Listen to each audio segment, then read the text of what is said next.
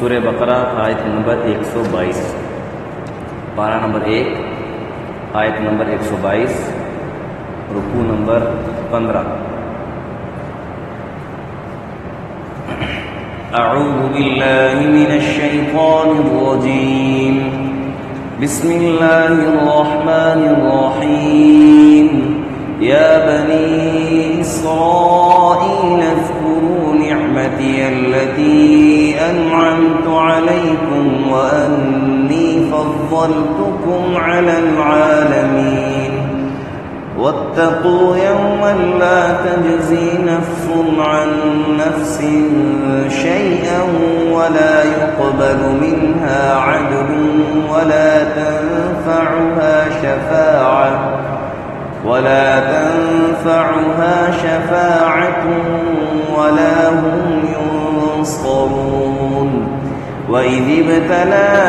إِبْرَاهِيمَ رَبُّهُ بِكَلِمَاتٍ فَأَتَمَّهُنَّ قَالَ إِنِّي جَاعِلُكَ لِلنَّاسِ إِمَامًا قَالَ وَمِن ذُرِّيَّتِي قَالَ لَا يَنَالُ عَهْدِ الظَّالِمِينَ۔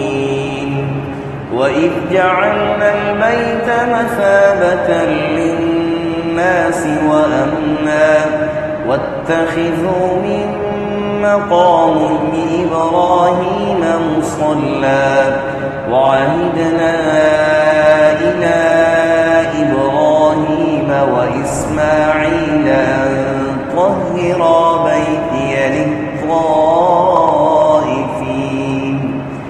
أَن طَهِّرَا بَيْتِيَ للطائفين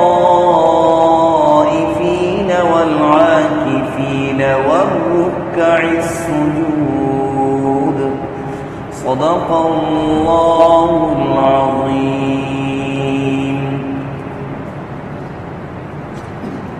یا بنی اسرائیل،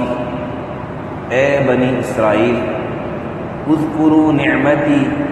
میری نعمتوں کو یاد کرو، التی انعمت علیکم، وہ نعمتیں جو میں نے تم پر کی، وانی فضلتکم، اور یہ کہ میں نے تمہیں فضیلت دی، علی العالمین، اہل عالم پر، یعنی تمام عالموں پر اس وقت کے، واتقوا، اور ڈرو، یومن، اس دن سے، لا تجزی، کام نہیں آئے گا، نفس، کوئی شخص، عن نفس، کسی شخص کے، شیئن، ذرا بھی، ولا يقبل منها عدل، نہ اس کی طرف سے کوئی فدیہ قبول کیا جائے گا، کوئی بدلہ قبول کیا جائے گا کہ ٹھیک ہے جی فائن لے لیں، جرمانہ لے لیں اور اس کو چھوڑ دیں۔ ولا تنفعها شفاعۃ، اور سفارش بھی کسی کی نہیں چلے گی، ولا هم ينصرون، اور ان کی کوئی مدد بھی نہیں کرے گا، مدد بھی ان کی نہیں کی جائے گی۔ وَإِذِ ابْتَلَى إِبْرَاهِيمَ رَبُّهُ، اور اس وقت کو یاد کرو جب آزمایا ابراہیم علیہ السلام کو ان کے رب نے، بِكَلِمَاتٍ، کئی باتوں پر، کئی آزمائشیں ان پر آئیں، فَأَتَمَّهُنَّ، وہ ان تمام آزمائشوں میں پورے اترے، فَأَتَمَّهُنَّ، تو ابراہیم علیہ السلام نے وہ سب پوری کی۔ قال، تب اللہ تعالیٰ نے فرمایا، انی جاعلک للناس اماما، میں آپ کو سب لوگوں کا پیشوا بناؤں گا۔ قال ومن ذریتی، تو ابراہیم علیہ السلام نے اس وقت فرمایا، اے اللہ میری اولاد کے بارے میں کیا معاملہ ہے؟ اللہ تعالیٰ نے فرمایا، لا ینال عہد الظالمین، قال لا ینال عہد الظالمین، میرا جو عہد ہے یہ ظالموں کے لیے نہیں ہے، ظالم جو ہے وہ اس میرے عہد کو نہیں پہنچیں گے۔ وَإِذْ جَعَلْنَا الْبَيْتَ مَثَابَةً لِلنَّاسِ، اور جب ہم نے مقرر کیا خانہ کعبہ کو، مَثَابَةً لِلنَّاسِ، لوگوں کے لوٹنے کی جگہ، بار بار لوٹنے کی جگہ، یا لوگوں کے جمع ہونے کی جگہ، وَأَمْنًا، اور امن کی جگہ، وَاتَّخِذُوا مِن مَّقَامِ إِبْرَاهِيمَ مُصَلًّى، اور حکم دیا کہ بناؤ ابراہیم علیہ السلام کے کھڑے ہونے کی جگہ کو نماز کی جگہ، وعاہدنا، اور ہم نے، عاہدنا یہاں پر بمانا حکمنا ہے، یعنی وعدہ لیا ہم نے ابراہیم اور اسماعیل سے، یا حکم دیا ہم نے ابراہیم علیہ السلام کو کہ ان طہر بیتی للطائفین، ابراہیم اور اسماعیل علیہ السلام کو حکم دیا کہ میرے گھر کو پاک رکھو طواف کرنے والوں کے لیے، والعاکفین یا اعتکاف کرنے والوں کے لیے، والرکع السجود اور رکوع اور سجدے کرنے والوں کے لیے، یعنی نماز پڑھنے والوں کے لیے۔ آج کے سبق کی ابتدائی آیات میں بنی اسرائیل کا تذکرہ ہے، اور تقریباً انہی الفاظ کے ساتھ، ملے جلے الفاظ کے ساتھ یہ دونوں آیات پہلے گزر چکے ہیں۔ رکوع نمبر 6 کی ابتدائی جو آیات ہے تو اس میں بھی یہی مضمون تھا۔ خلاصے کے طور پر میں عرض کر دوں کہ بنی اسرائیل کو اللہ تعالیٰ نے ان کی نعمتیں یاد کروا کر، جب کسی آدمی کو سمجھانا ہو اور وہ آدمی ناشکرہ بن جائے تو پھر طریقہ کار یہی ہوتا ہے کہ اس پر جو احسانات کیے ہوتے ہیں وہ اس کو یاد کروا کے، یار دیکھ میں نے تیرے لیے یہ کیا، یہ کیا، یہ کیا، یہ کیا، تجھ میں اتنی بھی غیرت نہیں کہ تو مجھ لیے یہ کر لے، یا میں تیرے لیے اتنا احسان کیا، تیرے پیچھے اتنی تجھے یہ دیا، یہ دیا، یہ دیا، تو اتنا بھی نہیں کر سکتا میرے لیے۔ تو اللہ نے ان پر جو انعامات کیے تھے، اپنی نعمتیں کی تھیں، ان نعمتوں کو یاد دلا کر، یاد دہانی مقصد اصل یہ تھا کہ تم اللہ کی ماننے پر آ جاؤ، اللہ کی مان لو، اللہ کے وقت جو نبی ہے اس کی مان لو، اس میں تمہاری کامیابی ہے۔ اور پھر ڈرا بھی دیا کہ ڈرو اس دن سے، تنبیہ بھی کر دی کہ دیکھو دو باتیں ہوتی ہیں نا، کہ جب کسی کے ساتھ کوئی معاملہ طے ہوتا ہے، برابری کے معاملے، جب کسی کے ساتھ کوئی معاملہ طے ہوتا ہے تو اس میں دو باتیں ہوتی ہیں، ایک تو اس کو بتایا جاتا ہے کہ یہ مثبت پہلو بتایا جاتا ہے، اور پھر ساتھ دوسرا بھی بتایا جاتا ہے کہ اگر یہ نہیں مانو گے تو پھر یہ بھی ہوگا، نہیں مانو گے تو یہ بھی ہوگا۔ جیسے کوئی والد ہے اپنے بیٹے کو کہتا ہے بیٹا آپ فرسٹ آؤ گے نا تو، یا اچھے نمبروں سے پاس ہوگے نا تو میں آپ کو یہ لے کے دوں گا، اور ساتھ ساتھ یہ بھی کہہ دیتا ہے بیٹا اگر فیل ہوگے نا پھر میں تجھے نہیں چھوڑوں گا۔ تو اللہ تعالیٰ نعمتیں یاد کروا رہے ہیں کہ میری نعمتوں کو یاد کرو اور کامیاب بن جاؤ، ماننے والے بن جاؤ، اور ساتھ ساتھ ڈرا بھی رہے کہ تم نہیں مانو گے تو پھر اس دن سے ڈرو، وہ دن آنے والا ہے کہ جس دن تم سمجھو گے کہ ہمارا جو ہے وہ افرادی قوت کام آ جائے گی، لا تجزی نفس عن نفس شیئا، افرادی قوت کوئی نہیں کام آئے گی، طاقت کا بلبوتے پر کوئی کسی کا کام نہیں آئے گا۔ اب پھر فرمایا دوسرے انسان کا گمنڈ یہ ہوتا ہے کہ میں پیسے دے کے جان چھڑا لوں گا، کہ وہاں پیسے بھی نہیں چلیں گے، ولا تنفع الشفاعۃ۔ اور پھر تیسرا انسان کا یہ ہوتا ہے کہ میں ولا يقبل منها عدل، پیسے نہیں چلیں گے وہاں پر، وہ بدلہ نہیں چلے گا۔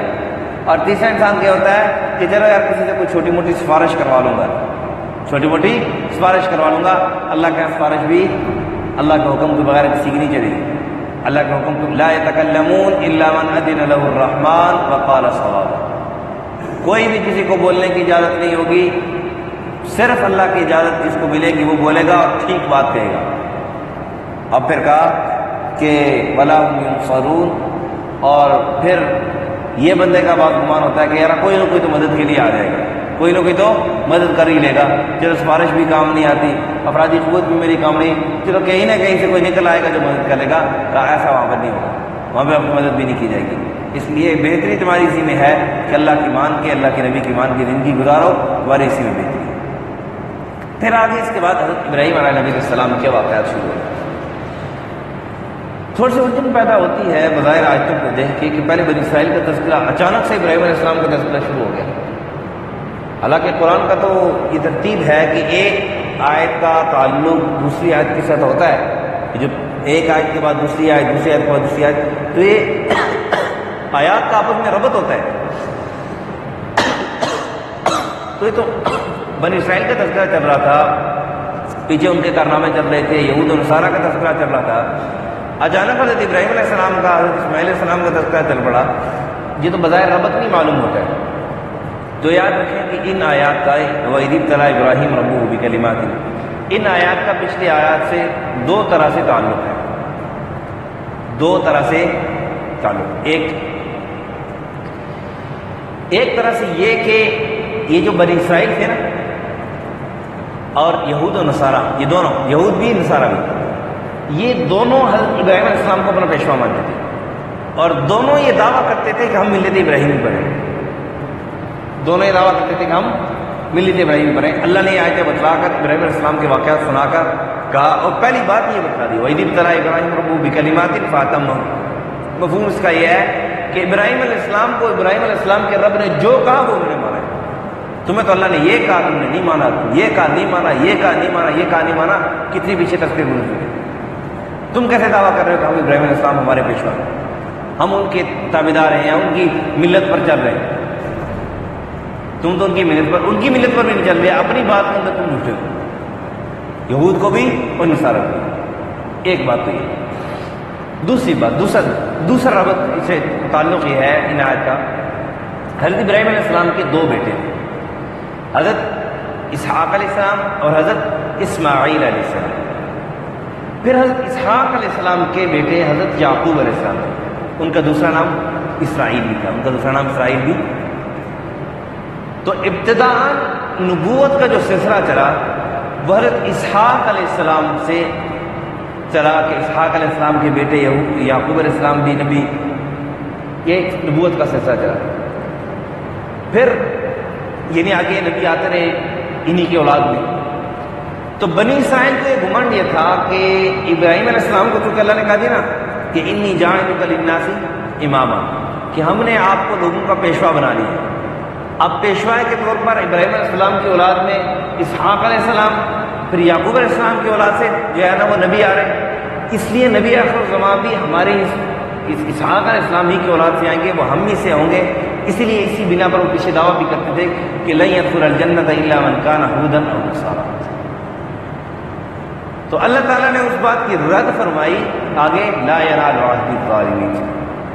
ان کے اس دعوے سے رد فرمایا کہ تم یہ کہتے ہو نا کہ ہم ملت ابراہیم پر ہیں، اور تم یہ کہتے ہو کہ ابراہیم علیہ السلام نے اپنی اولاد کے لیے اللہ سے پوچھا کہ اللہ آپ نے مجھے تو پیشوا بنا لیا، میری اولاد کا کیا بنے گا، میری اولاد کے متعلق کیا حکم ہے؟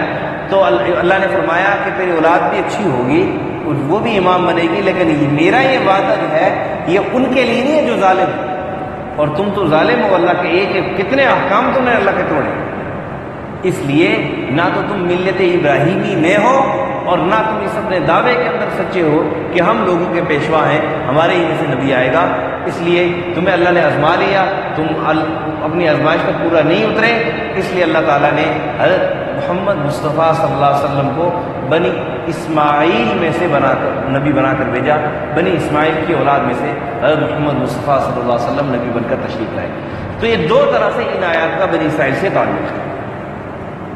پھر یہاں پر بات ابراہیم علیہ السلام کے آزمائشوں کی چلی،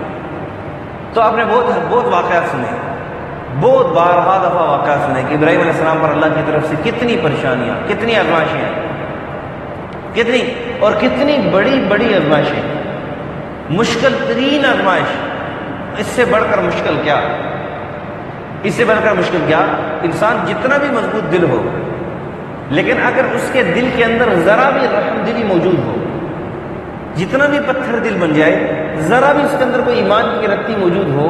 تو کسی کافر کو بھی ایسے ذبح ہوتے ہوئے نہیں دیکھ سکتا، برداشت نہیں ہوتا ہے کسی انسان کو جس کے دل کے اندر ذرا بھی ایمان کی رتی موجود ہو۔ اور پھر اپنے بیٹے کو ذبح کر لینا، یہ کتنی بڑی آزمائش ہے، ناقابل برداشت ہے۔ لیکن ابراہیم علیہ السلام کو اللہ نے وہ مضبوط ایمان دیا اور تابعداری کا وہ مضبوط، وہ ایسے شاہسوار کی تابعداری کے اندر کہ بیٹے کے بارے میں صرف حکم نہیں ملا، اشارہ ملا ہے، حکم نہیں ملا، اشارہ ملا۔ اور نبیوں کے خواب بھی چونکہ حقیقت ہی ہوتے ہیں، خواب نے صرف دیکھا کہ بیٹے کو ذبح کرو۔ اب تربیت بھی، اس میں تربیت کا پہلو بھی آتا ہے کہ اولاد کی تربیت بھی ہمیں کرنی چاہیے، کہ یہ نہیں ہے کہ والد صاحب صبح آفس چلے گئے، بچوں کو یونیفارم پہنا کے اسکول پہنچا دیا، واپس آ کے خود بھی سو گئے، بچوں کو بھی سلا دیا، پھر جب اٹھنے کا ٹائم ہوا تو اب بچوں کو پتہ ہی نہیں ہے والد کو۔ جب اکثر ایسا ہوتا ہے کہ پوچھنے پر پتہ چلتا ہے کہ اس ہفتے ایک گھر میں رہتے ہیں، ایک گھر میں رہتے ہیں، لیکن ویکینڈ پہ والد سے ملاقات ہوتی ہے، ویکینڈ پہ والد سے ملاقات ہوتی ہے۔ کیوں کہ جی صبح جب والد صاحب دفتر جاتے ہیں، کام پہ نکلتے ہیں تو ہم سوئے ہوتے ہیں، بچے سوئے ہوتے ہیں، واپس جب آتے ہیں تو اس وقت جو ہے وہ والد صاحب لیٹ چکے آتے ہیں، یا ایسا بعض اوقات ایسا ہوتا ہے کہ صبح جب ہم اسکول جا رہے ہوتے ہیں تو اس وقت والد صاحب سو رہے ہوتے ہیں، آرام کر رہے ہوتے ہیں، کیونکہ 11-12 بجے اٹھ کے انہوں نے کام پہ جانا ہوتا ہے، اور پھر چونکہ رات کو انہوں نے 11 بجے 12 بجے واپس آنا ہوتا ہے، اس لیے بچے جب اسکول سے آتے ہیں تو 11-12 بجے تک وہ سو جاتے ہیں، کیونکہ صبح انہوں نے سویرا اٹھنا ہوتا ہے۔ تو ملاقات ہوتی ہے اس دن ہوتی ہے جس دن ہماری بھی اسکول کی چھٹی ہوتی ہے، والد صاحب کی بھی چھٹی ہوتی ہے کام کی، تو اس دن ہماری ملاقات ہو جاتی ہے۔ ایک گھر کے اندر رہ کر یہ معاملہ ہوتا ہے۔ والدین کو ان کی دنیاوی ضروریات بچوں کی پوری کرنے کے ساتھ ساتھ ان کی تربیت بھی یہ بنیادی ضروریات میں سے ہے، دنیاوی اعتبار سے بھی اخروی اعتبار سے بھی۔ اس لیے اس پر بھی والدین کو توجہ دینی چاہیے۔ دیکھیں نا، حضرت ابراہیم علیہ السلام نے اپنے بیٹے کی تربیت کی تھی نا، یہ تربیت ہی کا نتیجہ تھا کہ بیٹے کو کہا کہ بیٹا میں ذبح کر رہا ہوں، اور پھر ماں نے پہلی گود بچے کی جو ہوتی ہے، پہلی جو درسگاہ ہوتی ہے وہ والدہ کی گود ہوتی ہے۔ اس لیے اس بار انشاءاللہ کسی موقع پر انشاءاللہ اس پر تفصیل سے بات ہوگی کہ اس لیے آدمی کو شادی کرنے کے لیے بھی اپنی بچوں کی ماں کس کو میں بناؤں جو میرے بچوں کی صحیح تربیت کرے، اس کے لیے بھی اچھی عورت کا انتخاب کرنا چاہیے، اچھی عورت کا جو سمجھدار ہو، بچوں کی اچھی تربیت کر سکے، اور اچھی تربیت وہ کر سکے گی جس کی اپنی اچھی تربیت ہوئی ہوگی۔ جس کی اپنی اچھی تربیت نہیں ہوئی ہوگی وہ دوسروں کی کیا اچھی تربیت کرے گی، بچوں اولاد کی کیا اچھی تربیت کرے گی۔ اس لیے اس بات کو بھی توجہ دینے چاہیے۔ بہرحال ابراہیم علیہ السلام نے اسماعیل علیہ السلام کو کہا کہ میں نے دیکھا ہے، تو فوراً یعنی اللہ کا حکم پورا کرنے کا ایسا جذبہ یعنی تربیت کے اندر شامل تھا کہ فوراً جواب دیا بغیر سوچے سمجھے۔ یہ نہیں کہ ماما یہ دیکھے بابا کیا کہہ رہے ہیں، نہیں، فوراً جواب، یا ابت فعل ما تؤمر۔ یہ تا کا جو فا کے ساتھ ملنا ہے نا، یہ معنی بتلا رہا ہے کہ ابا جلدی نہ کر، کہیں اللہ کے حکم کے اندر دیر نہ ہو جائے۔ جو اللہ کا حکم آپ کو ملا ہے فوراً اس پر عمل کر دیجئے۔ ستجدنی انشاءاللہ من الصابرین۔ کتنا بڑا جملہ، یعنی یوں سمجھے کہ کتنی بڑی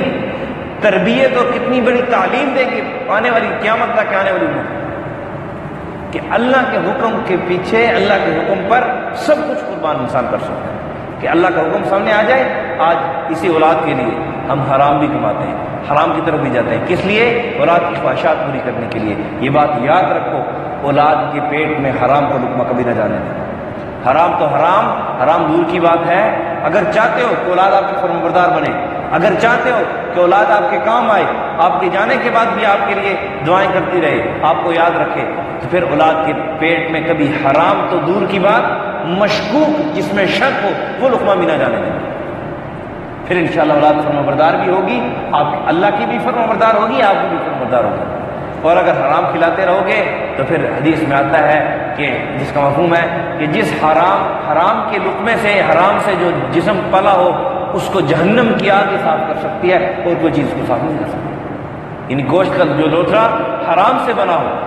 حرام کھانے سے بنا ہو، اس کو جہنم کی آگ صاف کر سکتی ہے۔ اس لیے اس کے اندر بھی احتیاط کرنی چاہیے۔ بہرحال ابراہیم علیہ السلام پر بہت ساری اللہ کی طرف سے آزمائشیں آئیں، ابراہیم علیہ السلام ہر ایک آزمائش پر پورا اترے، تو اللہ تعالیٰ نے پھر فرمایا کہ انی جاعلک للناس اماما۔ اس بات پر انی جاعلک للناس اماما کس بات پر اللہ تعالیٰ نے یہ دیا کہ اللہ نے ان کو آزمایا اور ہر ایک آزمائش پر پورا اترے۔ گویا اللہ کے ہاں قدر و قیمت اس کی ہے، اور اتنا اللہ کے ہاں قدر و قیمت اتنی زیادہ اس کی ہے، جو جتنا زیادہ اللہ کا فرمانبردار ہو اس کے اللہ کی قدر و قیمت ہے، اللہ کے اس کی قدر و قیمت ہے۔ اور پھر فرمایا قال ومن ذریۃ ابراہیم علیہ السلام، جیسے میں نے پہلے عرض کیا ابراہیم علیہ السلام نے اولاد کے بارے میں پوچھا کہ میری اولاد، تو فرمایا کہ لا ینال عہد الظالمین، آپ کی اولاد میں سے تو نبی آئیں گے، لیکن یہ یاد رکھیں کہ جو ظالم ہوں گے، نافرمان ہوں گے، تو ان کے لیے میرا یہ وعدہ نہیں ہے، ان میں نبی نہیں ہوں گے، جو ظالم ہوں گے وہ نبی نہیں بنیں گے۔ اور پھر فرمایا وَإِذْ جَعَلْنَا الْبَيْتَ مَثَابَةً لِلنَّاسِ وَأَمْنًا، خانہ کعبہ کی جو ہے وہ تعمیر کی، وہ جو حکم دی کہ وَإِذْ جَعَلْنَا الْبَيْتَ مَثَابَةً لِلنَّاسِ وَأَمْنًا، کہ جب ابراہیم علیہ السلام کو اور اسماعیل علیہ السلام کو جو ہے وہ اللہ تعالیٰ نے خانہ کعبہ کی تعمیر کا حکم دیا، انہوں نے تعمیر کیا، اللہ نے فرمایا کہ ہم نے خانہ کعبہ کو مقرر کیا لوگوں کے لوٹنے کی جگہ، وہ امن اور امن کی جگہ۔ چنانچہ حدود حرم کے اندر کسی بھی انسان کسی بھی حیوان کو بھی مارنے کی، شکار کرنے کی اجازت نہیں ہے، نہ ہی کسی بھی انسان حیوان کو بھی قید رکھنے کی اجازت نہیں، یہاں تک کہ نباتات، اگر کوئی خودرو پودا ہے جو خود بخود اگا ہوا ہے تو اس کو بھی اکھیڑنے کی اجازت نہیں، اتنے امن کی جگہ ہے۔ اور انسان جب وہاں پہ جاتا ہے تو ایک ٹریننگ ہے، ایک سیکھنا ہے کہ دیکھیں امن کی جگہ ہے، اسی لیے اللہ تعالیٰ امن کا درس دیتے ہیں مسلمانوں کو ہمیشہ امن کا درس، ہمیشہ فساد کی طرف نہیں مسلمان جائیں گے، امن کی طرف جائیں گے اور امن والا راستہ اختیار کریں گے۔ اور پھر اللہ تعالیٰ نے اس بات کی جو ہے نا وہ ایک خلش تھی، کہ خواہش تھی کہ اب ہم ابراہیم علیہ السلام کی جگہ جو ہے نا جو مقام ابراہیم ہے، جہاں پر ابراہیم علیہ السلام جس پتھر پر کھڑے ہو کے ابراہیم علیہ السلام نے خانہ کعبہ کی تعمیر کی تھی، وہ آج بھی نشانات موجود ہیں، اللہ ہم سب کو لے جائیں اور وہ نشانات وہاں پہ باقاعدہ شیشے بند کیا ہوا ہے چونکہ شیشے میں تو نظر آتے ہیں، شیشے کے اندر ابراہیم علیہ السلام کے قدمین، دونوں قدموں کے نشانات مبارک نظر آتے ہیں۔ تو حکم یہ ہے کہ بہتر یہ ہے، یہ ایک شرعی مسئلہ بھی سن لیں کہ عمرہ کریں جب یا حج کریں تو طواف کے 7 چکروں کے بعد 2 رکعت نفل مقام ابراہیم کے سامنے پڑھنا، رخ خانہ کعبہ کی طرف ہوگا لیکن مقام ابراہیم کے سامنے پڑھ لینا، بے شک اس کے قریب جگہ نہ ملے تھوڑے پیچھے ہو کے پڑھ لیں لیکن وہاں پہ پڑھنا یہ افضل ہے۔ ہاں یہ بات ہے کہ اگر رش ہے یا آپ سمجھتے ہیں کہ یہاں پہ میرے کھڑے ہونے کی وجہ سے جو طواف کرنے والے ہیں ان کو تکلیف ہوگی تو کسی اور جگہ پڑھ سکتے ہیں، اس کے اندر ناجائز والی بات بھی نہیں ہے، وہ یہ نہ کہے کہ میں 2 رکعت میں نے کہیں اور پڑھ لیا تو میرے طواف پورا نہیں ہوگا، طواف پھر بھی پورا ہو جائے گا۔ اور پھر ابراہیم علیہ السلام سے اللہ تعالیٰ فرماتے ہیں کہ ابراہیم علیہ السلام اور اسماعیل علیہ السلام سے ہم نے عہد لیا کہ ان طہر بیتی للطائفین، اور یہ دیکھو کہ اللہ تعالیٰ نے جو اپنا گھر ہے اس کی صفائی کا حکم 2 نبیوں سے لیا ہے، اس لیے اسی بنا پر فقہا بھی لکھتے ہیں، محدثین کرام بھی لکھتے ہیں، مفسرین کرام بھی لکھتے ہیں، کوئی شخص یہ چاہتا ہو کہ میں مالدار بنوں، مجھے اللہ مالدار بنائے، دنیاوی اعتبار سے اس کی جو ہے وہ ضروریات اللہ پوری کرے، تو خود یہ نہیں کہ پیسے دے دیے کسی کو کہہ کے جھاڑو لگوا دیے، نہیں، اپنے ہاتھ سے جھاڑو لگاؤ۔ اور آپ دیکھیں کہ مسلمانوں کی جب حکومت گزری ہے، آپ تاریخ کو پڑھیں، مسلمان بادشاہ خود اپنے ہاتھوں سے مسجدوں کی صفائی کیا کرتے تھے، جھاڑو لگایا کرتے تھے مسجدوں کی۔ آج بھی آپ دیکھ لیں خانہ کعبہ کی صفائی میں اکثر اوقات دیکھا جاتا ہے کہ بڑے بڑے جو ہے عربی شیخ ہیں، جو بڑے بڑے اردو والے ہیں، وہ اپنے ہاتھ سے خانہ کعبہ کی صفائی کرتے ہیں اور اس کو اپنی سعادت سمجھتے ہیں۔ تو اس لیے اور جس کو یہ سعادت نصیب ہو جائے اللہ کے گھر کی صفائی کی، اللہ کے گھر کی ذمہ داری کی، اس پر اس کو خوش ہونا چاہیے اور اس پر اللہ کا شکر ادا کرنا چاہیے، چھوٹی سی بات عرض کر دوں، ہمارے والد صاحب فوجی فاؤنڈیشن ہاسپٹل میں ہوتے تھے، تو وہاں پہ ایک بابا جی کو یہ ڈیوٹی مل گئی مسجد کی صفائی کی۔ آپ یقین جانیں مسجد کے ایسے نیچے ٹائلیں لگی ہوئی تھی، تو آپ ٹائلیں بالکل صاف ہیں لیکن اس باوجود وہ کپڑا لے کے اور ٹائلیں صاف کر رہے ہیں اور ان کے آنسو ٹپ ٹپ ٹپ ٹپ ٹپ کر رہے ہیں۔ کسی دن پوچھ لیا کہ آپ روتے کیوں ہو، وہ پریشانی ہے بتائیں، تو انہوں نے کہا کہ میں اس بات پہ روتا ہوں کہ میں اس قدر خوش قسمت، میں کہاں اور یہ اللہ کے گھر کی صفائی اور اللہ کے گھر کی خدمت کہاں، مجھے اللہ نے اس کے لیے قبول کر لیا۔ دیکھیں نا ان طہیرہ صاف الفاظ ہیں کہ ابراہیم اور اسماعیل علیہ السلام کو اللہ نے حکم دیا کہ آپ اپنے گھر کو بیتی للطائفین، بیت اللہ ہے، یہ مسجدیں ساری جتنے اللہ کے گھر ہیں اور ان کا تعلق اس سے ہے، بیت اللہ شریف سے ہے، تو ابراہیم اسماعیل یہ دونوں اللہ کے نبی ہیں علیہ السلام، ان کو اللہ تعالیٰ ان سے اللہ کے گھر کی صفائی کا کام ہے، کتنا بڑا عہدہ ہے، کتنا بڑا مقام ہے۔ تو جس کو اللہ توفیق دے دے، جب بھی وقت ملے تو اللہ کے گھر کی صفائی جہاں کہیں بھی موقع ملے اس کو اپنی سعادت سمجھا کریں۔ اور پھر فرمایا جو طواف کرنے والوں کے لیے اس کو صاف رکھیں، والعاکفین، اور اس سے ایک بات یہ بھی سمجھ میں آتی ہے کہ اللہ کا گھر ہمیشہ صاف ستھرا ہونا چاہیے، سب سے زیادہ صفائی اللہ کے گھر میں ہونی چاہیے، سب سے زیادہ اہتمام صفائی کا اور یعنی بہترین صفائی کا انتظام وہ اللہ کے گھر کا ہونا چاہیے، چونکہ طواف کرنے والے تو ہر گھر میں نہیں آتے، لیکن عاکفین اعتکاف کرنے والے اور رکوع سجود نماز پڑھنے والے، رکوع سجدے کرنے والے اللہ کے ہر گھر میں آتے ہیں، اس لیے اللہ کا گھر جہاں کہیں بھی ہو اس کو صاف ستھرا رکھنا چاہیے۔ یہ تھا ان آیت کا مفہوم کا مختصر خلاصہ۔ یا بنی اسرائیل اذکروا نعمتی التی انعمت علیکم، اے بنی اسرائیل یاد کرو ہمارے وہ احسان جو ہم نے تم پر کیے، وانی فضلتکم علی العالمین، اور اس کو بھی یاد کرو کہ ہم نے تمہیں بڑائی دی تمام عالموں پر۔ یہ بات میں نے پہلے عرض کر دی تھی کہ یہ امت تو سب امتوں سے افضل ہے، تو یہ جو بات ہے ان کی اس وقت کی امتوں کے اعتبار سے ہے کہ اس وقت جو ہے نا اللہ تعالیٰ نے ان میں سب کو ان امتوں میں سے سب سے برترین کو دی تھی۔ واتقوا یوما لا تجزی نفس عن نفس شیئا، ڈرو اس دن سے جس دن کوئی شخص کسی کے بھی کچھ بھی کام نہیں آئے گا، ولا يقبل منها عدل، نہ کسی کی طرف سے کوئی بدلہ قبول کیا جائے گا، ولا تنفعها شفاعت، نہ کوئی سفارش کام آئے گی، ولا هم ينصرون، نہ کوئی ان کی مدد کو پہنچے گا۔ وَإِذِ ابْتَلَىٰ إِبْرَاهِيمَ رَبُّهُ بِكَلِمَاتٍ، جب آزمائے ابراہیم علیہ السلام کو ان کے رب نے، آزمائشیں کئی باتوں پر کئی اعتبار سے آزمائشیں ان پر آئی، فَأَتَمَّهُنَّ، ہر آزمائش میں وہ پورا اترے، قَالَ إِنِّي جَاعِلُكَ لِلنَّاسِ إِمَامًا، تب اللہ نے فرمایا میں آپ کو سب لوگوں کا پیشوا بنائیں گے، قَالَ وَمِن ذُرِّيَّتِي، اس کے بعد جب سے یہ آیت نازل ہوئی ابراہیم علیہ السلام کو اللہ نے حکم دیا، اس کے بعد ابراہیم علیہ السلام کی اولاد کے علاوہ کہیں بھی نبی نہیں آیا، پہلے بنو اسرائیل میں سے نبی آتے رہے، پھر آخری نبی محمد مصطفیٰ صلی اللہ علیہ وسلم بنو اسماعیل میں سے آئے، وہ بھی ابراہیم علیہ السلام کی اولاد میں سے ہی ہیں۔ یہ اس اعتبار سے انی جاعلک للناس اماما، قال ومن ذریتی، اور اللہ کے حبیب ابراہیم علیہ السلام فرمایا میری اولاد سے بھی، قال لا ينال عهد الظالمین، اللہ نے فرمایا میرا یہ وعدہ ظالموں کو نہیں پہنچے گا کہ بنی اسرائیل اس گمنڈ میں نہ رہے کہ ہم میں سے نبی آئے گا، کیونکہ وہ ظالم ہیں، نافرمانی کر چکے ہیں۔ وَإِذْ جَعَلْنَا الْبَيْتَ مَثَابَةً لِلنَّاسِ وَأَمْنًا، جب ہم نے مقرر کیا خانہ کعبہ کو اجتماع کی جگہ، لوگوں کے لوٹنے کی جگہ اور امن کی جگہ، وَاتَّخِذُوا مِن مَّقَامِ إِبْرَاهِيمَ مُصَلًّى، اور بناؤ ابراہیم علیہ السلام کے کھڑے ہونے کی جگہ کو نماز کی جگہ، وَعَهِدْنَا إِلَىٰ إِبْرَاهِيمَ، اور ہم نے حکم کیا وعدہ لیا ابراہیم اور اسماعیل علیہ السلام سے، ان طہر بیتی للطائفین، کہ پاک رکھو میرے گھر کو طواف کرنے والوں کے لیے، والعاکفین، اور اعتکاف کرنے والوں کے لیے، والرکع السجود، اور رکوع اور سجدہ کرنے والوں کے لیے۔ الحمدللہ رب العالمین والعاقبۃ للمتقین، الصلاة والسلام على أشرف الأنبياء والمرسلين وعلى الملائكة المقربين وعلى عباد الله الصالحين، ربنا ظلمنا أنفسنا وإن لم تغفر لنا وترحمنا لنكونن من الخاسرين، اللهم ارحم على حالنا ولا تنظر إلى سوء أعمالنا، اللهم اشف مرضانا ومرضى المسلمين، اللهم اقضِ حاجاتنا عن الغيب، لا إله إلا أنت سبحانك نستغفرك يا الله ونتوب إليك، صلى الله على النبي الكريم محمد وعلى آله وصحبه